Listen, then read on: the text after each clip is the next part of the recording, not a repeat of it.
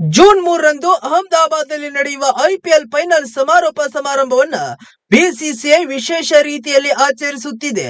ಭಾರತೀಯ ಸೈನಿಕರಿಗೆ ಅರ್ಪಿಸುವ ಮೂಲಕ ಆಪರೇಷನ್ ಸಿಂಧೂರದ ವಿಜಯೋತ್ಸವವನ್ನು ಆಚರಿಸುವುದಾಗಿ ಈಗಾಗಲೇ ಬಿಸಿಸಿಐ ಕಾರ್ಯದರ್ಶಿ ದೇವಜಿತ್ ಸೈಕಿಯಾ ತಿಳಿಸಿದ್ದಾರೆ.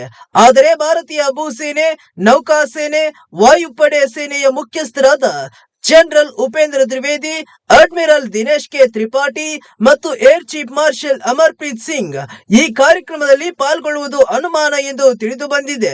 ಫೈನಲ್ ಸಮಾರಂಭಕ್ಕೆ ಭೂಸೇನೆ, ವಾಯುಸೇನೆ ಹಾಗೂ ನೌಕಾಸೇನೆಯ ಮುಖ್ಯಸ್ಥರನ್ನ ಆಹ್ವಾನಿಸಲಾಗಿತ್ತು.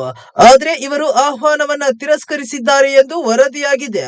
ಆದಾಗ್ಯೂ ಫೈನಲ್ ಪಂದ್ಯದ ಆರಂಭಕ್ಕೂ ಮೊದಲು ಮಿಲಿಟರಿ ಬ್ಯಾಂಡ್ ಪ್ರದರ್ಶನ ನಡೆಯಲಿದೆ. ಜೂನ್ 3ರ ಮಂಗಳವಾರ ಐಪಿಎಲ್ ಫೈನಲ್ ಏರ್ಪಡಲಿದ್ದು, ಇದಕ್ಕೂ ಮೊದಲು ಭವ್ಯ ಸಮಾರೋಪ ಸಮಾರಂಭ ನಡೆಯಲಿದೆ. ಭಾರತ ಹಾಗೂ ಪಾಕಿಸ್ತಾನ ನಡುವೆ ಸಂಘರ್ಷ ಏರ್ಪಟ್ಟಿದ್ದರಿಂದ ಟೂರ್ನಿಯನ್ನ 1 ವಾರಗಳ ಕಾಲ ಅರ್ಧದಲ್ಲೇ ಸ್ಥಗಿತಗೊಳಿಸಲಾಗಿತ್ತು.